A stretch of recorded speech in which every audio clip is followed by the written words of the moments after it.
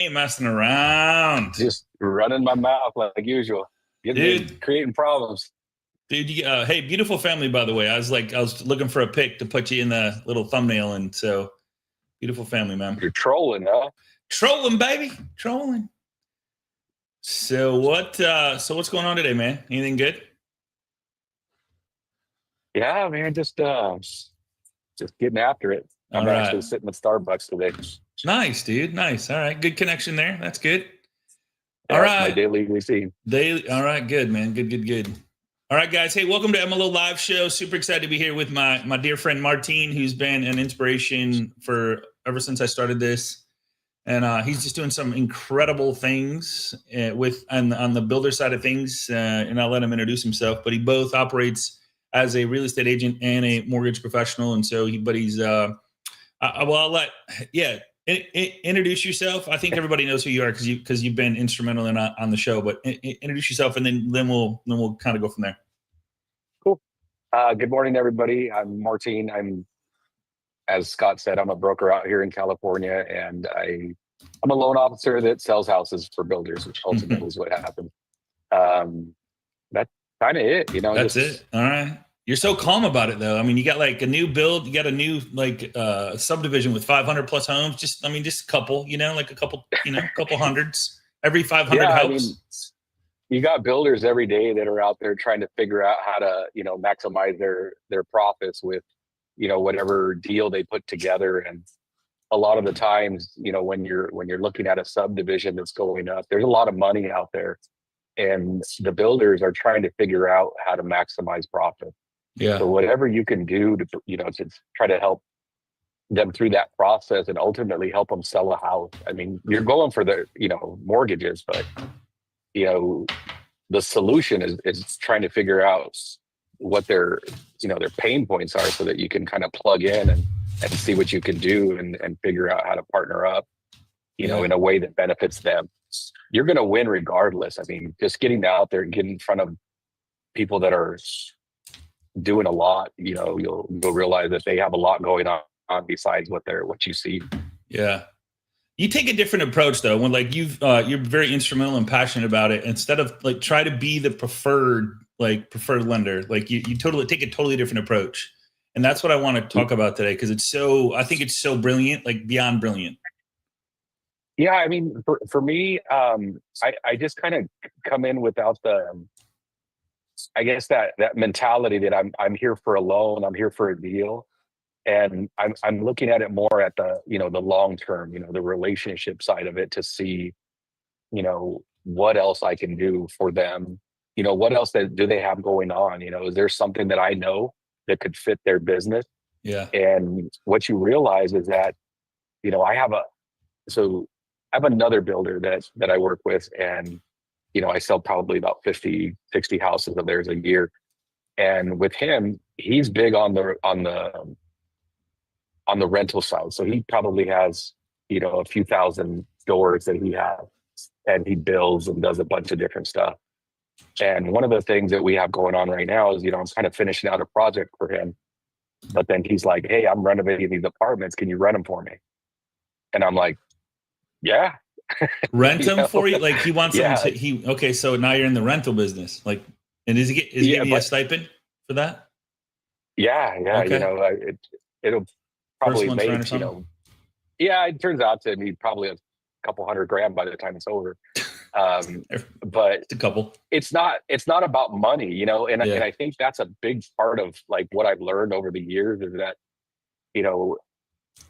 we're usually chasing for survival to eat and figure out how to feed our families and do what we do. Yeah. But I think once you figure out and learn to be passionate about what you do and trying to help, there's so much more that falls on your plate and problems that you can solve with the experience and training you have. And I mean, just putting a loan together and keeping it together throughout the process, it's like a skill that you can translate and apply to so many different things.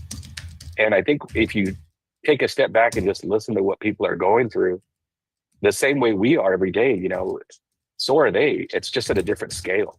And then once you realize that you can fix something pretty easily, it didn't take me but maybe an hour to put something together and market it, set it up, and start turning that thing. And it's the same person I used to show my houses goes and shows apartments.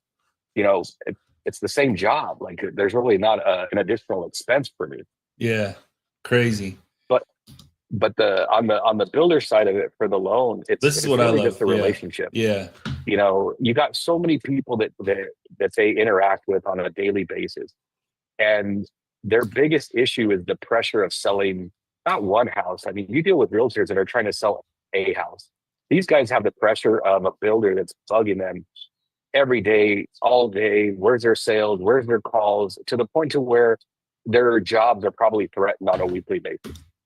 And let me just clarify. You're talking about not the builder themselves, but the reps that work for the builders. So I just want to clarify. Absolutely. And that's kind of where we're going with this. And I think like if you're multitasking and you've been trying to figure out how to get into the builder business to have like opportunities from the builders, don't multitask during this, because if you miss it, you'll miss a very important, massive tip on how to get into the builder business without having to be the preferred lender and sit in an office all day. Yeah, you don't want to be the number one person. You really don't. You want to go in there and make friends with the top producer. Yeah. And you got top producers that are doing loans in these, offices that are crushing it. And they have zero intention of trying to get the second deal, the third deal, the family all the way down the road. They are literally setting them up into a brand new house. The happiest customer ever is somebody that owns a brand new house. They got little issues after they close, and they're just looking on, how do I keep my house? What happens next? What happens a year from now? Getting those relationships with those builders, like the first thing I can tell you is don't go in there with the idea that you're going in there to get an account, to build a partnership with the builder. You're literally just going to make a friend with somebody that's sitting there struggling with, how do I keep my job? They don't have the same entrepreneur mindset that you do, where that you have to get up and go to work and try to like earn, various streams of business. These guys are literally just getting pressure to sell. So they're like machines on, I got to get another deal. So the sooner you can go in there and just kind of say, hi, how are you doing? Take them a coffee, see, what's going on with their project, and don't even ask for the business. I know we talk about that with realtors all the time, like ask for the business, and clients ask for the business. With these guys, it's just kind of come in and make friends. That friendship is going to build referrals, because they enjoy people that are out there and working. So the partnership I have right now that I just got is one that I've been talking to. I've done loans. I've helped this guy even establish his own mortgage company, this builder. Like I helped him build his mortgage company that he ultimately doesn't want to do. So can I just clarify before you go into that, how you built that relationship? So let me just clarify what he's talking. So what Martin's talking about is the sales reps are 1,000% transaction based. They're not doing what we do on a daily basis, trying to get a client, keep a client. They don't have time to keep a client. If that client doesn't buy within, I don't know way more than I do, but if the client doesn't come in and go, like, where do I sign? They're probably never going to be talked to again by the actual rep, because there's no follow-up system in place, because there's 10 more right behind them coming in. Very few of them. I mean, and this is like years later, they still don't know how to like dig into a CRM and find business. Yeah. They don't. They just spend more money on bringing people in the door and just hoping that next one converts. Yeah. They're not nurturing that database. They're not doing anything with it. And these sales reps go from one community to the next without any intent to go talk to the person that was at the last community. They're just like, oh, okay, hey, nice to see you again. Yeah. I met you at the last community. Yeah. There's too many people that come through the door through a builder office that most builders don't know what to do with that data. And what I've done is a little bit different. I've taken that data and I've used it to nurture and bring buyers back. And that's kind of the partnership that I have with this builder, is that, like in these 555, I'm not necessarily selling them. I'm just doing the loans on them. But I'm supporting him on trying to get it, sold, exposure, and drive traffic. And I'm still providing a lot of what people would charge him on selling, and how to market it and how to move the product. So with this 500 subdivision that you said, that did that start years ago? Just the relationship, and then finally it's transpired into this, like where you're at right now. So this builder started roughly maybe 2020 or so, and he got into a market and he didn't know what he was doing completely. Comes from a family of construction, so he knew how to build and whatnot. But so he went out and was grinding, which is really cool, and respect him a lot for it, because he's a younger guy for a builder, and he's just hustling. He's trying to figure it all out and learn as he goes. And with him, we've always connected, and I've never really, because I was competing with him technically, that I really didn't get into trying to sell his product, even though we've always talked about it. He's like, hey, when are we going to partner up? I got to figure out how to do this.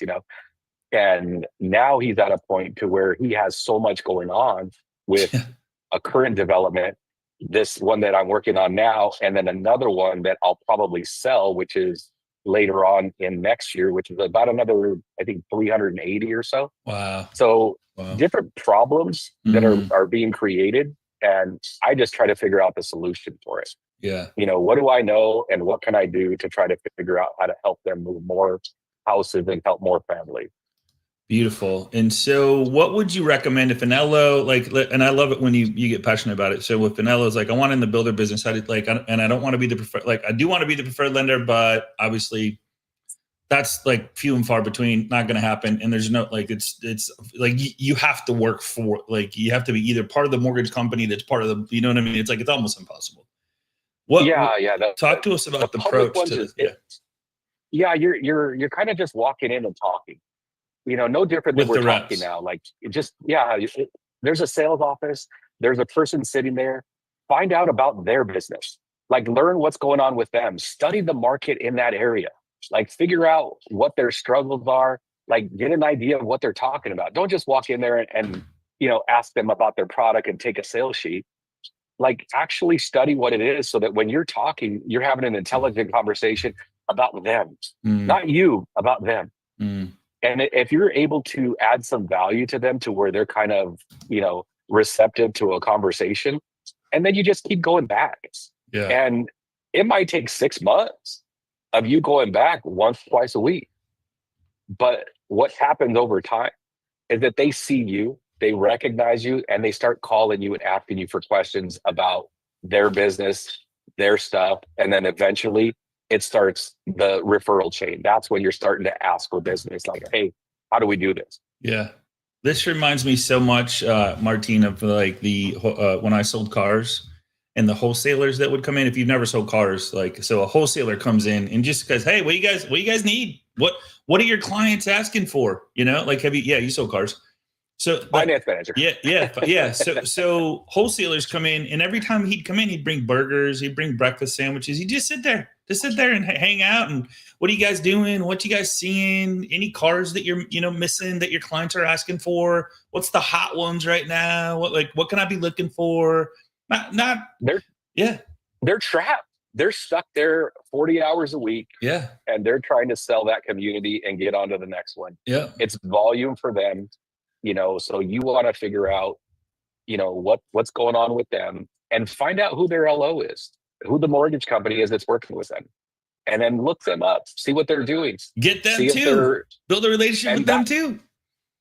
That's probably a secondary relationship that, I probably get about 8 deals a year from like right now I'm doing a loan for, one of the builder loan officers for Lennar. Wow. And I used to work for them, and she's a top producer. She crushes it. But, she calls me and says hey, can you help me out? I'm like, oh yeah, sure. But at the same time, even her, she's kind of like, I don't want to bug you. I know you're busy, I want to make sure you get paid, all that kind of stuff. So, wow. And I'm like, it's not a big deal. Let me help you out. I'm going to take care of you. And I will. But the hard part with it is building the relationships and keep talking to the people, and then just kind of figure out their pain points. There's a lot of loans to be had from other loan officers. I know we talk a lot, or I've heard a lot about, realtor relationships. but there's so many other partnerships that also yield business.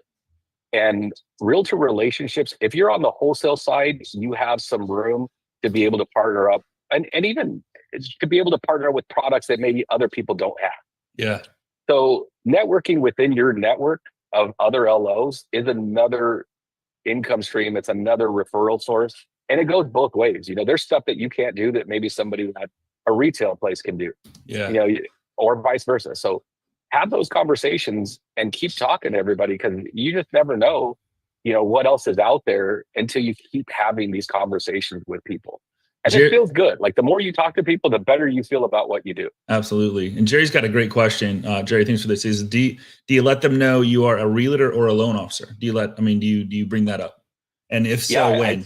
I think, Jerry sent me a message, DM me about it. And so I don't really say anything. So if it's somebody I don't know, which is hard now, you know, because I'll walk in and people will be like, you know, hey, you know, what's going on? And, you know, but yesterday I cleaned it up twice. I would go in there and not really identify yourself as a realtor or a lender initially. I would just kind of go in there and listen to the spiel, see what it is, you know, see what they're talking about, whether it's a temp, you know, and sometimes the temp is the better one to get to, because they're going to give you all the business on all the different agents. Yeah. So that's kind of like the little gossip person about what's going on across their communities, if the builder has multiple development. But I would absolutely just ask questions and really listen to what they have going on, and then figure out like, hey, you know, I think I could help you with it.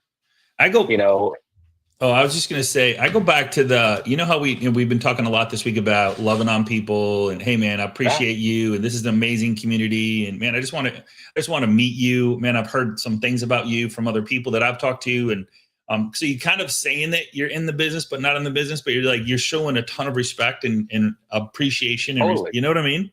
Which, who doesn't love that? And it's truthful. If it's truthful, right? Yeah, being genuine is super important about it. You know, and getting in there is you know, as important, and showing up consistently is a big part of it. Like the guy that I'm working with now, you know, that 555 that I have, his big thing was like, bro, like you always showed up. Like everybody calls about this, everybody calls about that. He's all, but like you drive, I see you at 6 in the morning, driving around my new builds to see what's happening. I see you walking in my houses, like to see where you're at in construction and what's going on. And I literally do that so that when I call him, I'm like, dude, you guys are at 6, like, what are you, about 4 months out? No, bro, we're at like 2.5. And, you know, well, what do you still need sold? Like, what's missing? Like, you know, are they all gone? No. If you know anybody, this is, you know, I still got this. Well, what do I got to work with? You know, you got extra $5,000 for closing costs. What do you got? I might have somebody. Wow. You know, and then you start calling your realtor partners, right? Yeah. Like, hey, you know, you got anybody that needs some closing costs? You know, something that's a few months out. Somebody's got bad credit. Like, for me, it's a big like puzzle. And with enough people, you start plugging them in. You know, I was just explaining to my LO, it's like, as I have somebody that comes in, and we hear this all the time, they're not qualified. You know, they literally don't make it. They're not going to do it. So I literally tell everybody the same thing. Like, hey, I am going to educate you on how to do it. I'm going to walk you through the process. I'm going to hold your hand, and I'm going to set the appointment for when the next time we need to meet, so that we're able to close on the date that we're talking about. And then my calendar, that's what it is. It's filled with people from a year ago, 2 years ago, that I'm just updating the pre-call. I'm literally just updating their information from the last time we spoke. And I've nurtured them for the last year or 2 years. And, you know, they're still responding. I can see their activity looking at houses that I send them, you know, so they're still active. The idea is to keep hope alive in buying a house, so that they don't go back and go buy a car because they didn't qualify today. Yeah. You know, so it's just really important to try to figure out, to come from a place of trying to help people. And I think once people realize that, I think overall, like, things just start gravitating towards what you're doing. I don't know if you guys felt how he said what he said when he said, hey, like, he's an agent himself, but he said, when I call agents and say, hey, I got this home. If I don't have anybody, I got this home that has some extra seller concessions. Do you have anybody that might want to take a peek? Like he's just, I call like somebody, I think Laura Whitty said the other day, she's like the Tetris game, like where you're just trying to fit the pieces and like, totally. Another piece falls and like, where does it go? And like, you're just building a Tetris game, man. You're playing it 24/7. And it's not always you. I'm doing it with the person that has the most, right? Like my partnership is the big dog. Yeah. Like I'm not, it's crazy. It's these one-offs where an agent or another lender might get the deal. It's just one. Yeah. But crazy. That relationship and that value I created for that person that needed to sell a house is a much bigger win for me. Unbelievable, man. Unbelievable. So any questions for play the long game, I think.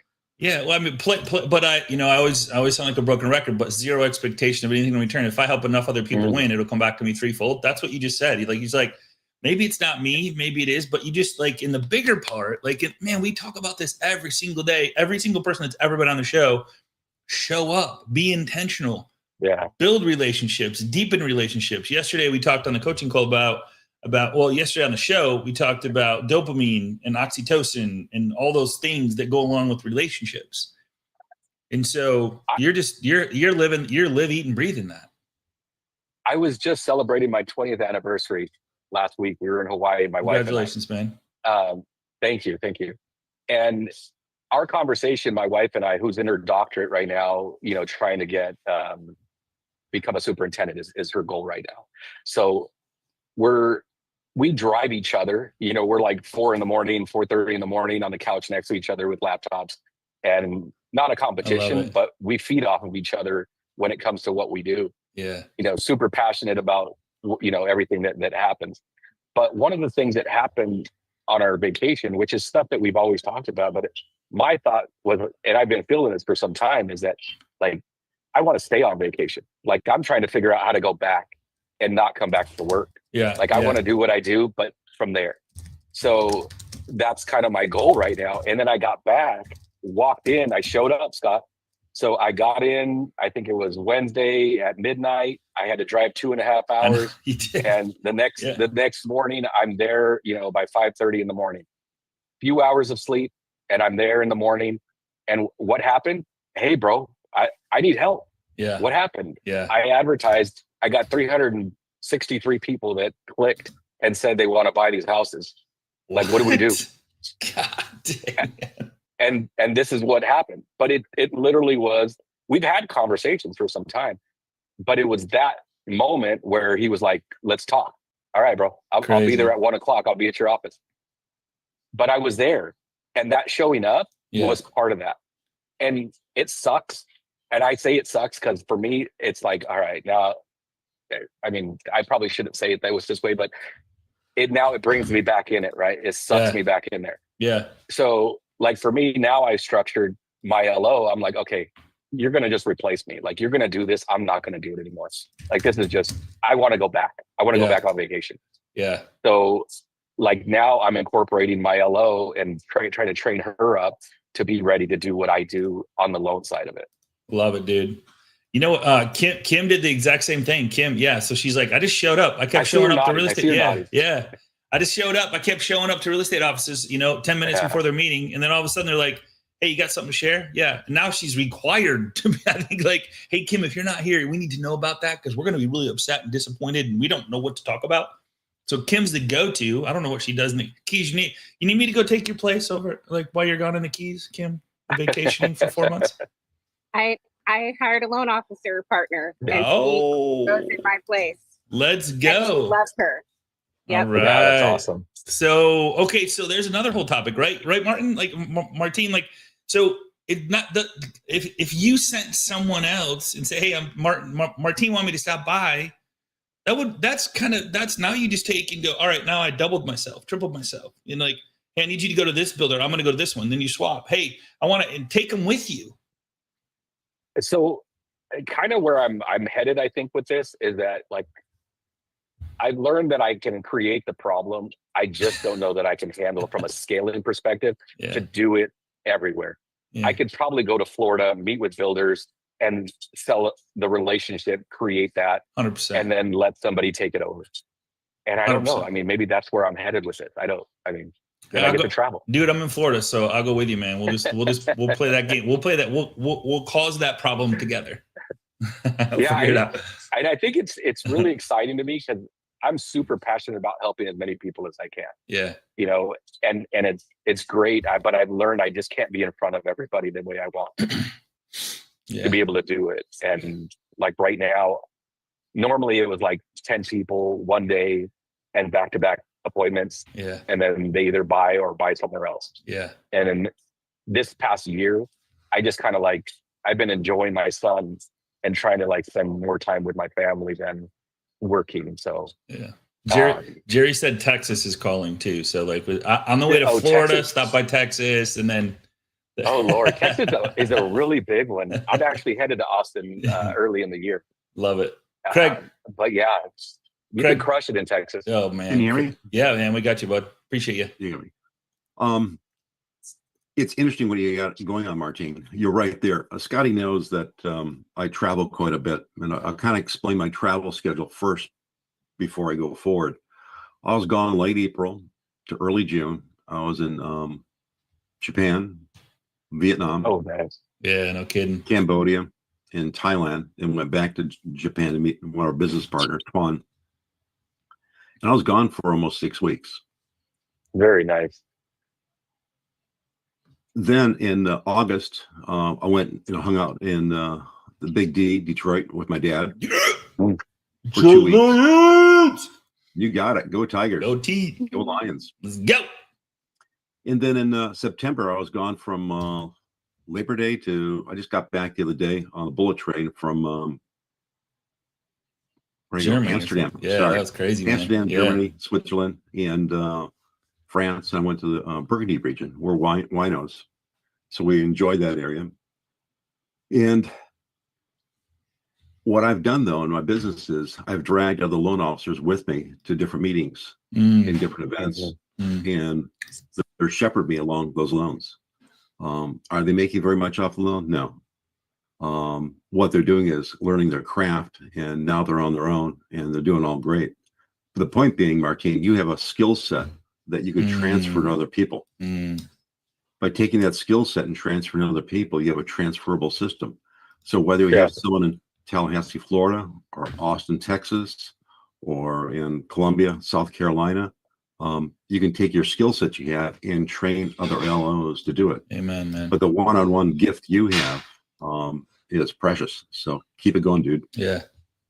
Thanks, man. Appreciate it. Yeah, it's true though, man. And your demeanor and your whole mindset and give first, zero expectation, all that is once you can let go of that desperation, of that scarcity, because they see that coming a mile away.